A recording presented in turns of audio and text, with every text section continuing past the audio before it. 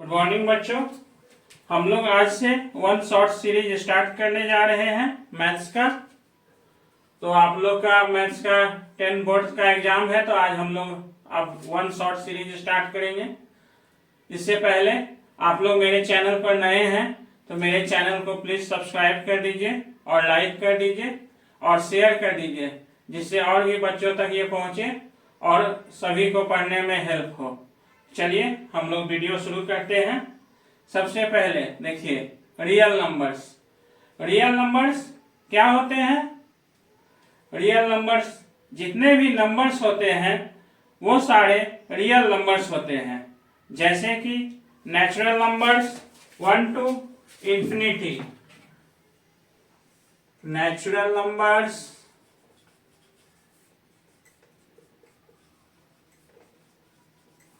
1 to infinity, whole numbers जहां 0 लगा देते हैं,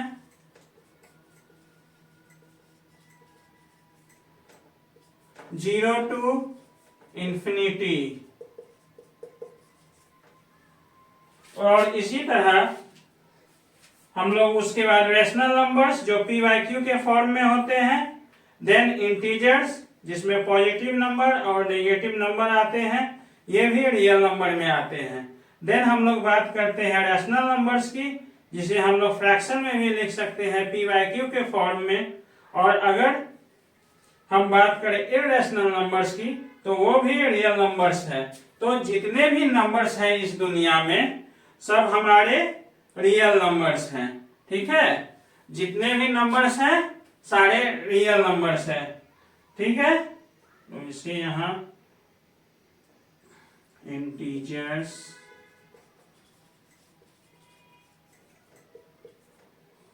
ऑल, नेगेटिव, पॉजिटिव एंड 0। उसके बाद आपका rational numbers,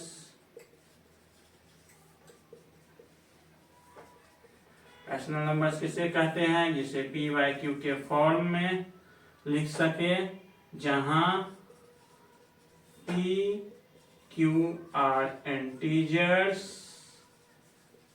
and q is not equal to 0 और इररेशनल नंबर, यानी कि हम लोग कह सकते हैं कि जितने भी नंबर हैं वो सभी क्या होते हैं?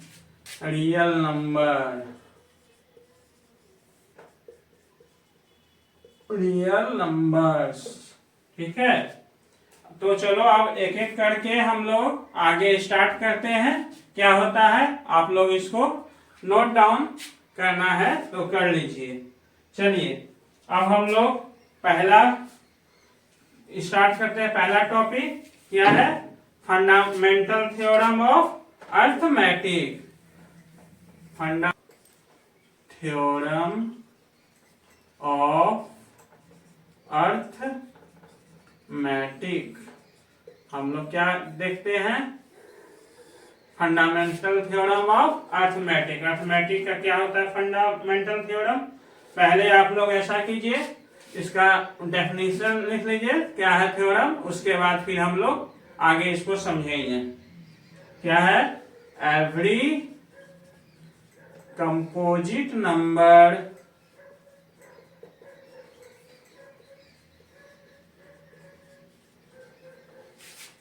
can be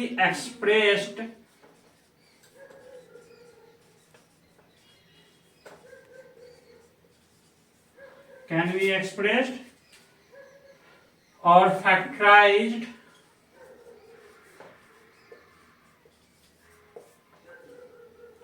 as a product of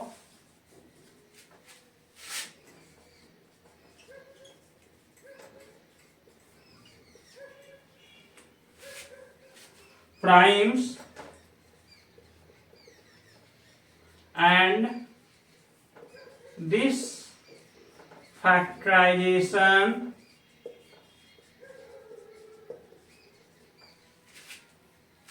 is unique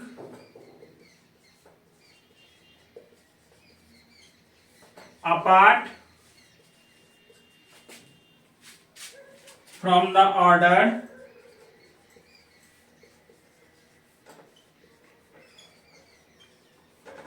in which the prime factor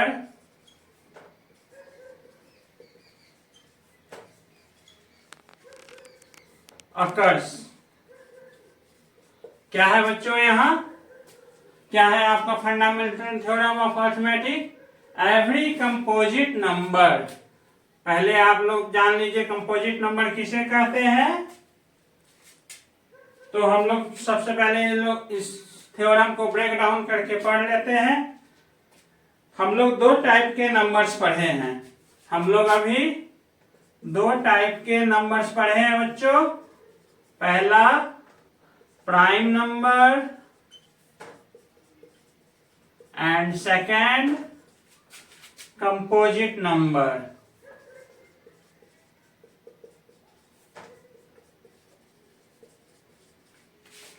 तो प्राइम नंबर क्या होता है बच्चों? वैसा नंबर जो कि सिर्फ एक के टेबल में और दूसरा खुद के टेबल में आता है, उसे हम लोग प्राइम नंबर बोलते हैं। इसके सिर्फ दो ही फैक्टर होते हैं। मतलब वैसा नंबर जो कि 1 के टेबल में आता है और खुद के में आता है, उसे हम लोग क्या कहते हैं? खुद के टेबल में उसे हम लोग क्या कहते हैं? Prime number. जैसे फॉर एग्जाम्पल हम लोग 2 लेते हैं, 3 लेते हैं, 5, 7, 11, 13, 17, 19 एंड सो ऑन। इसमें आप देखते हैं अगर हम लोग यहाँ 2 को लेते हैं तो 2 किस में आता है? 2 का फैक्टर कितना होता है? 2 1 के टेबल में आता है और 2 खुद के टेबल में आता है। उसके अलावा ये किसी के भी फैक्टर में नहीं आता है। उसी तरह हम लोग 3 अगर देखते हैं तो 3 क्या है? 3 1 के टेबल में आता है और खुद के टेबल में आता है, उसके अलावा कहीं नहीं आता है। तो प्राइम नंबर किसे कहते हैं? जिस नंबर के 2 फैक्टर्स होते हैं उसे हम लोग प्राइम नंबर कहते हैं। वो नंबर क्या होता है? जो कि एक और नंबर इटसेल्फ, इसके अलावा जितने भी नंबर्स हो गए, इसके अलावा मतलब प्राइम नंबर के अलावा जितने भी नंबर्स होए वो सारे कौन से नंबर कहलाते हैं? Composite number. वो सारे कौन से नंबर कहलाते हैं? Composite number. कंपोजिट नंबर क्या हो गया कि इसको आप लोग नोट डाउन कर लीजिए, फिर मैं आगे बताता हूं। मैं इसे वाइप ऑफ कर रहा हूं। अब हम लोग क्या देखते हैं बच्चों? कंपोजिट नंबर क्या होता है? कंपोजिट नंबर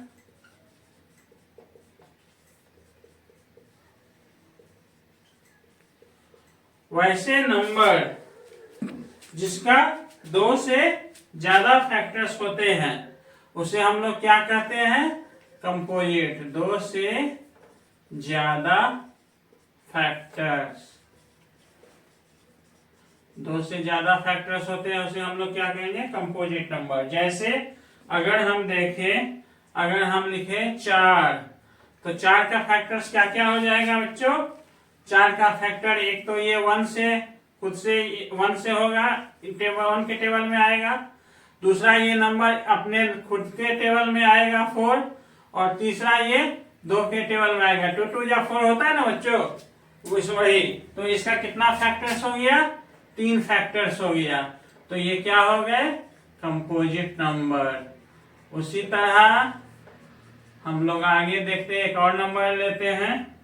जैसे कि मान लीजिए आपने लिया 6, ये 6 का क्या हो जाएगा? कौन कौन सा फैक्टर हो जाएगा? 1, उसके बाद ये खुद के नंबर से भी होगा 6, उसके बाद 2 से 2 3 जा 6, उसके बाद 3 2 जा 6। तो इसके कितने फैक्टर्स हो गए? 4। तो ये क्या हो गया? Composite number. Okay, composite number हो गया। अब हम लोग आगे देखते हैं।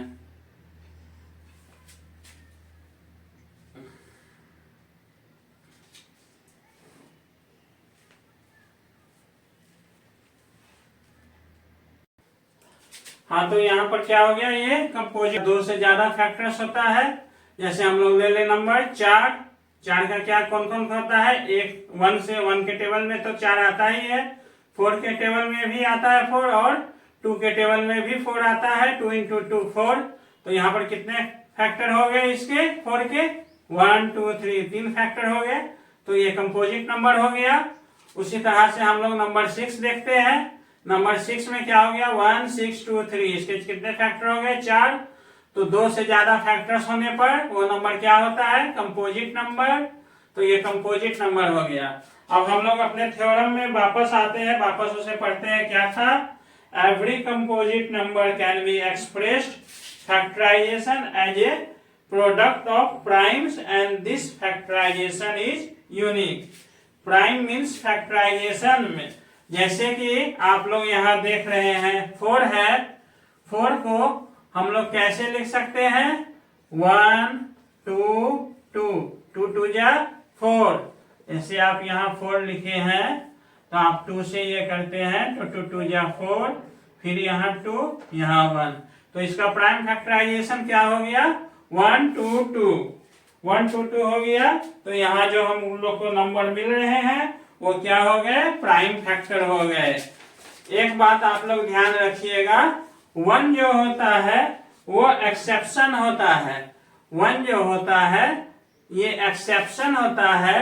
1 ना तो प्राइम नंबर होता है, ना तो प्राइम नंबर होता है, और ना ही कंपोजिशन होता है। 1 क्या है, 1 ना तो प्राइम नंबर होता है और ना ही कंपोजिशन होता है। अब हम लोग आगे पढ़ते हैं। क्या है आपके थ्योरम में कि prime and this factorisation is unique. Unique का मतलब क्या हुआ, जैसे कि 6 इक्वल टू 1 2 3, ये जो आपका हुआ ये आपका लगातार नंबर हुआ, और लगातार ये तीनों जो है प्राइम है, इसलिए क्या है, ये यूनिक है। कोई भी एक दूसरे से मैच नहीं करता है, तो उसे यूनिक कहते हैं। और इसके ऑर्डर से भी कोई मतलब नहीं है। जैसे अगर ये 1 2 3 है, हम इसे 3 2 1 भी लिखेंगे तो भी इसे मल्टीप्लाई करने पर हमें 6 ही प्राप्त होगा। तो इसका ऑर्डर्स जरूरी नहीं है कि आप सेम ऑर्डर्स में ही लिखो। तो क्या हो गया, ये क्या हो गया, आप लोग फिर से एक बार थ्योरम पढ़िए। Every composite number can be expressed as a product of primes and this factorisation is unique apart from the order in which the prime factor occurs. मतलब ऑर्डर्स मैटर नहीं करता है। उसके बाद हम लोग आगे अब देखते हैं क्या है आगे। तो बेसिकली क्या होता है, फैक्टराइज करना है तो हम लोग क्या करते हैं, फैक्टराइज कितने तरह के होते हैं, हम लोग 2 तरह के फैक्टराइजेशन पढ़ते हैं। पहला कौन सा होता है, पहला होता है आपका प्राइम फैक्टराइजेशन, प्राइम और प्राइम फैक्टराइजेशन, और दूसरा होता है फैक्टर ट्री। तो हम लोग पहले प्राइम फैक्टराइजेशन के बारे में पढ़ लेते हैं। प्राइम फैक्टराइजेशन किसे कहते हैं, तो प्राइम फैक्टराइजेशन क्या है, पहला prime factorisation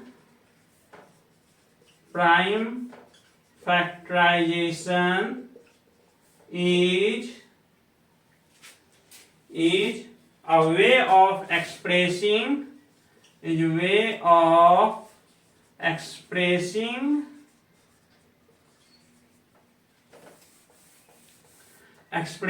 a number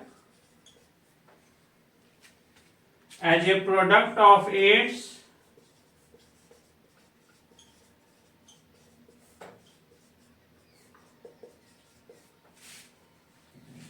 prime factors.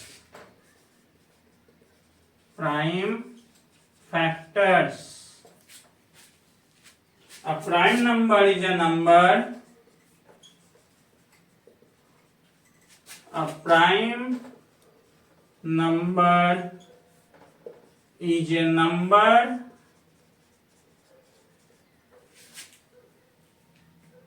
that has exactly two factors. Exactly two factors,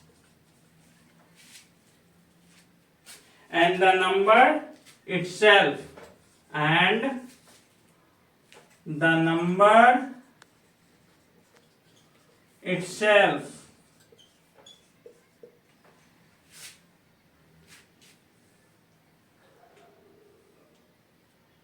For example,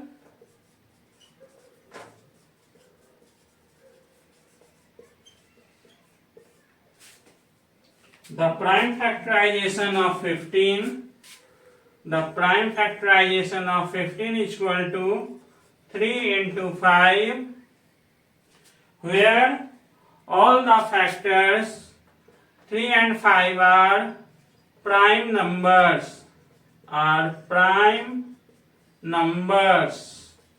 So, respectively, we can see here there are also three types of prime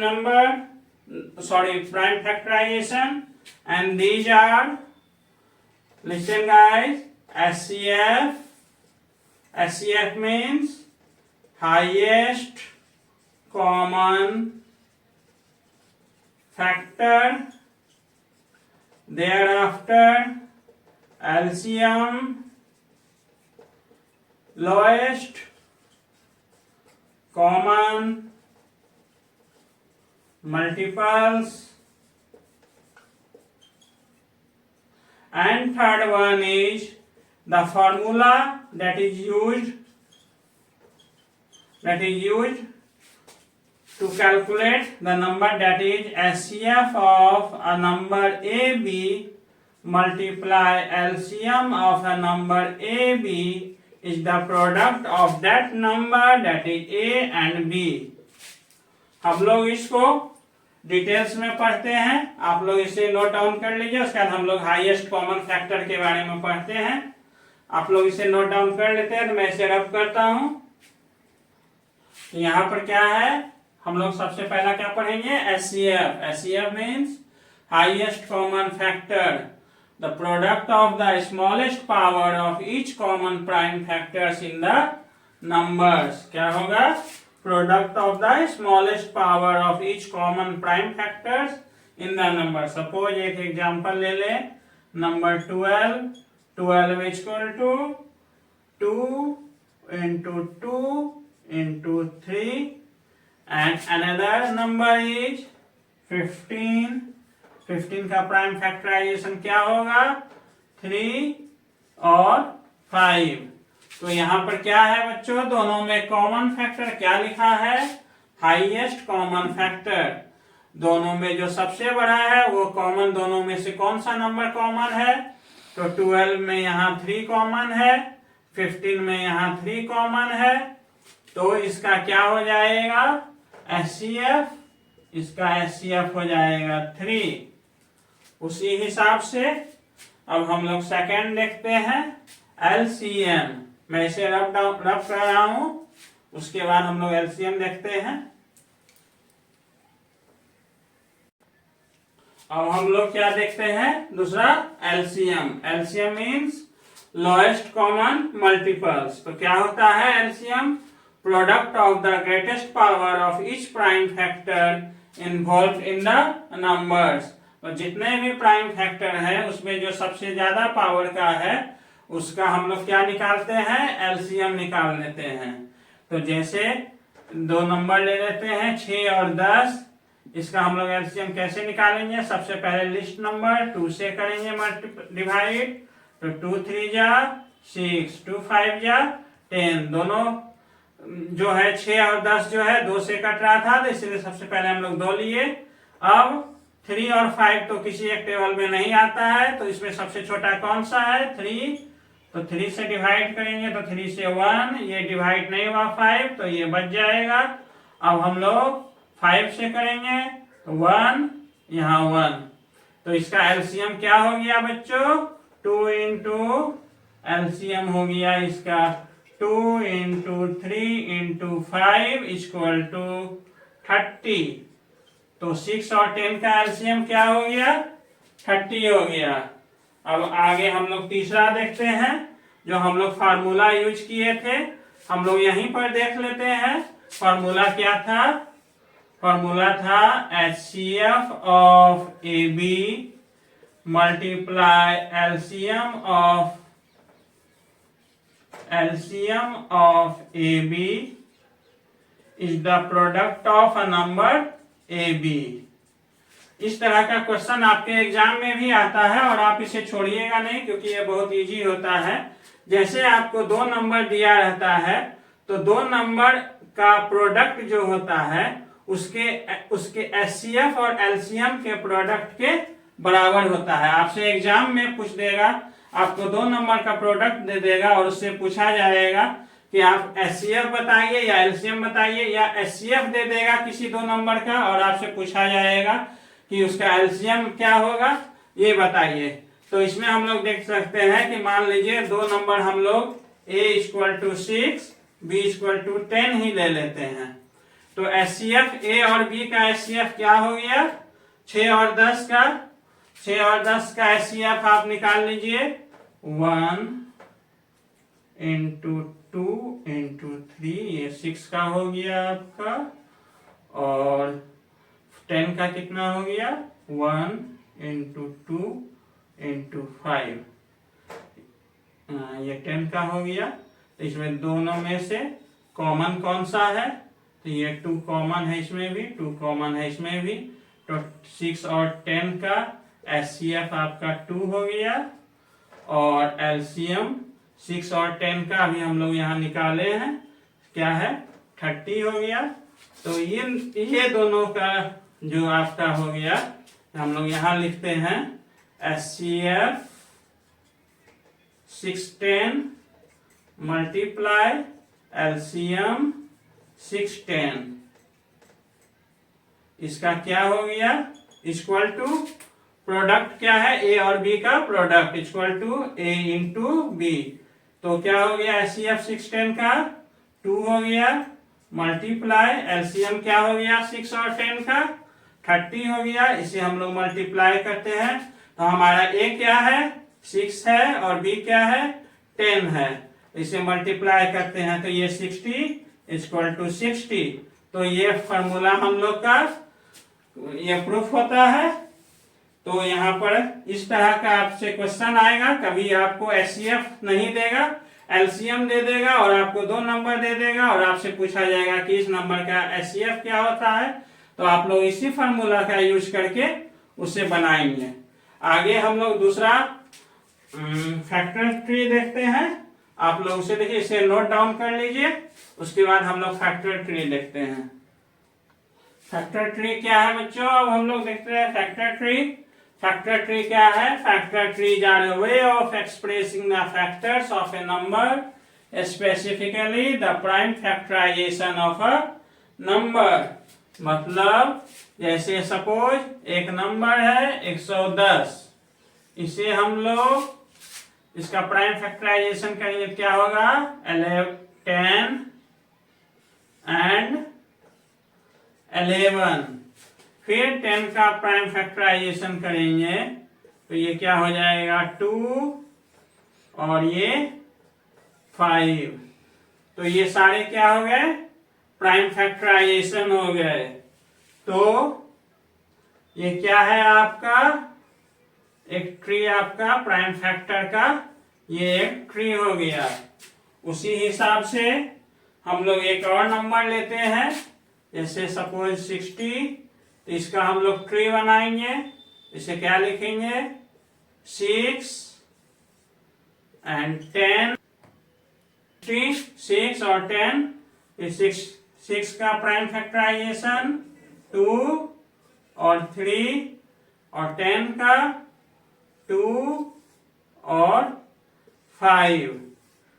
तो इसका 60 का क्या हो गया आपका प्राइम फैक्टराइजेशन 2, 3, 2 और 5। तो ये फैक्टर ट्री हो गया। अब इसके बाद हम लोग आगे बढ़ते हैं। आगे क्या है आपका irrational number.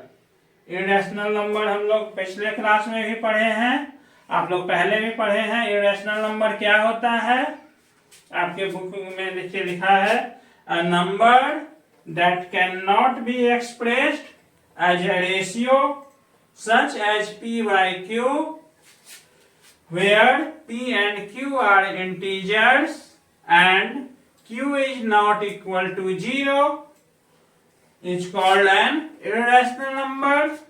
Example of irrational number √2, √3, pi, e। Root के अंदर में ये ध्यान रखना है कि कोई परफेक्ट स्क्वायर नंबर नहीं हो, नहीं तो वो इरेशनल नंबर नहीं होगा। जैसे कि अगर हम लोग यहाँ 4 रखते हैं तो 4 क्या है, एक परफेक्ट स्क्वायर है, इसका वैल्यू क्या होगा 2 होगा। तो 2 क्या है रैशनल नंबर, ये इरेशनल नंबर नहीं है। तो हमेशा याद रखना कि जब भी हम लोग इरेशनल नंबर लिख रहे हैं तो रूट के अंदर में कभी भी परफेक्ट स्क्वायर नहीं लिखना है, नहीं तो वो इरेशनल नंबर नहीं होगा। अब हम लोग एक थ्योरम देखते हैं। ये थ्योरम आप लोग याद रखिएगा, आप लोग को ये बहुत काम आएगा आपके एग्जाम में। थ्योरम है if a prime number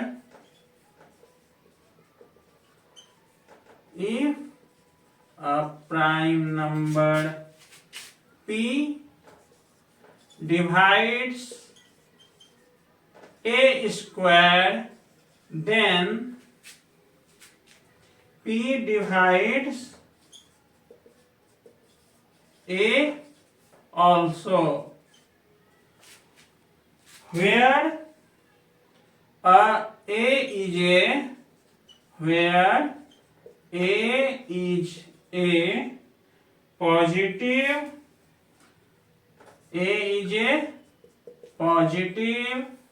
integer। ठीक है, हम लोग एक क्वेश्चन इसी थ्योरम के बेस्ड एक क्वेश्चन सॉल्व कर लेते हैं। उसके बाद फिर आप लोग का ये चैप्टर 1 रियल नंबर्स जो है ये कंप्लीट हो जाएगा। एक क्वेश्चन हम लोग देख लेते हैं, आप लोग इसे नोट डाउन कर लिए थे। एक क्वेश्चन हम लोग देख ले रहे हैं। क्वेश्चन है, एक प्रूफ करिए आप, आपके एग्जाम में ये भी आई है, ये आ भी सकता है। प्रूव दैट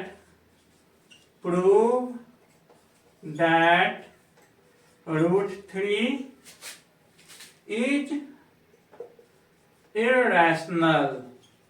क्या हमें प्रूव करना है कि √3 क्या है, इरेशनल है।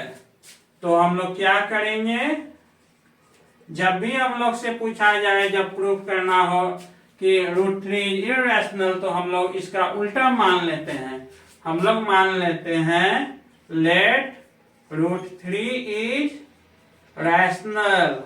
√3 क्या है, रैशनल है। और रैशनल नंबर क्या होता है, रैशनल नंबर को हम लोग, जिसको हम लोग p/q के फॉर्म में लिखें, वो क्या होता है, rational number.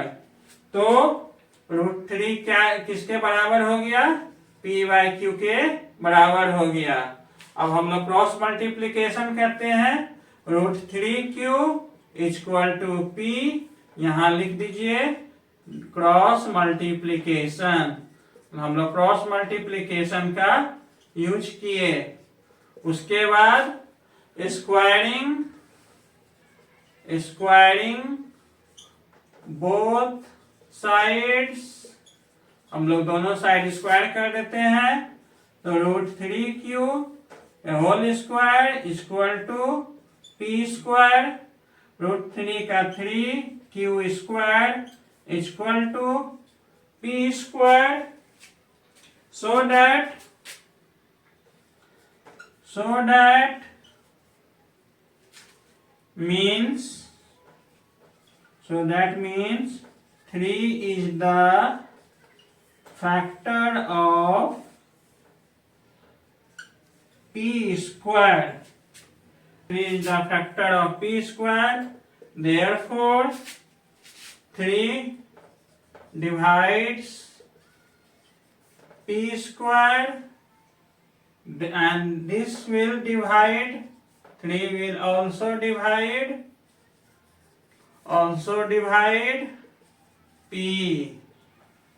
Now we again add, and 9c square is equal to p square, putting the value of p,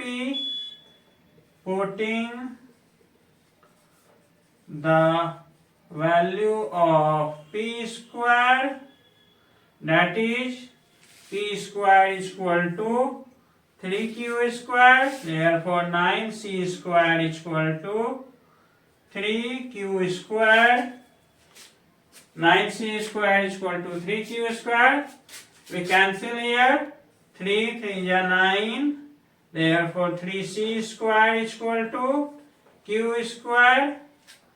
So we can say that therefore 3 divides q square, and this will also divide also q. Okay, तो क्या होगा यहाँ पर, क्या मतलब हुआ कि 3 जो है, मतलब 3 जो है वो p का भी फैक्टर है और q का भी फैक्टर है, q का भी फैक्टर है। लेकिन जब हम किसी नंबर को बोलते हैं कि वो p बाय q के फॉर्म में भी है, तो साथ में हम एक चीज और भी बोलते हैं, that p and q are co-primes, मतलब इसका कॉमन फैक्टर नहीं हो सकता, इसीलिए p and q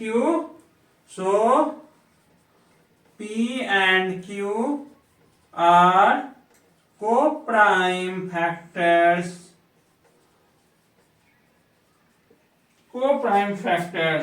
This contradicts our assumption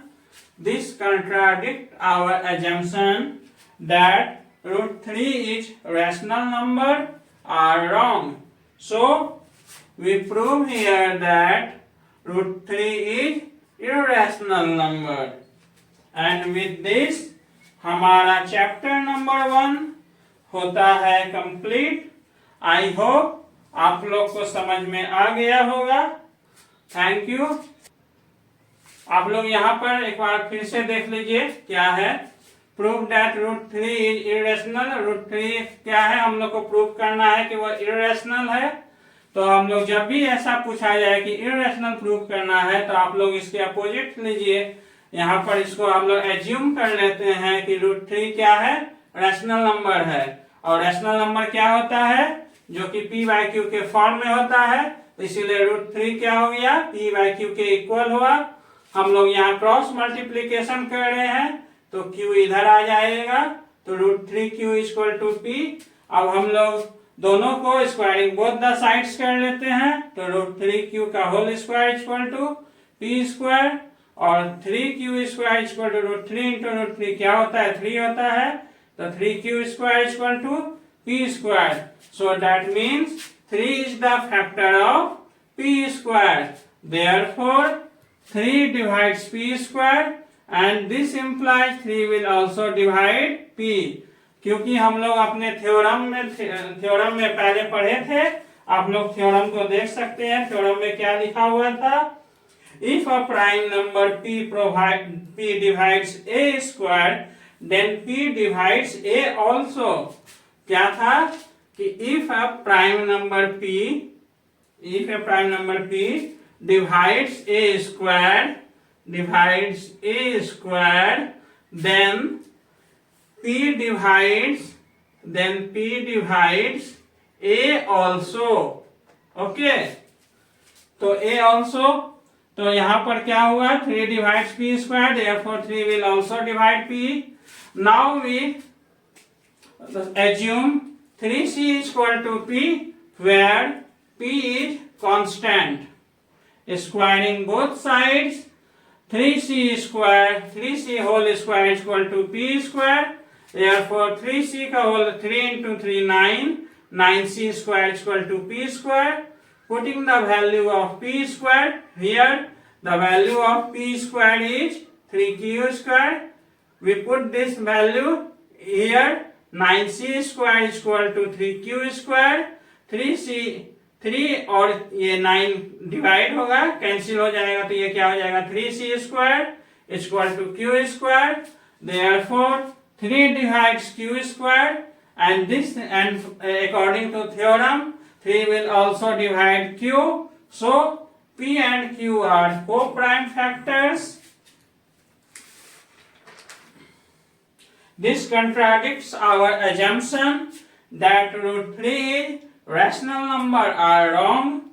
So root 3 is irrational number. So root 3 is irrational number.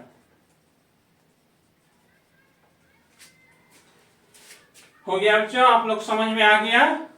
और इसके साथ ही हम लोग का ये चैप्टर नंबर 1 जो है वो समाप्त होता है। आई होप आप लोग को क्लास पसंद आया होगा। अगर आप लोग को क्लास पसंद आया है तो प्लीज चैनल को सब्सक्राइब कर दीजिए और बेल आइकन दबा दीजिएगा, जिससे आपको हमारे वीडियो की सारी नोटिफिकेशन मिलते रहे। और इसे अपने दोस्तों के साथ शेयर भी कीजिएगा, जिससे और भी इस लोगों को फायदा हो। कल मैं इस आपकी अगली टॉपिक जो कि पॉलिनोमियल्स है उसकी 1 शॉर्ट वीडियो लेकर आऊंगा।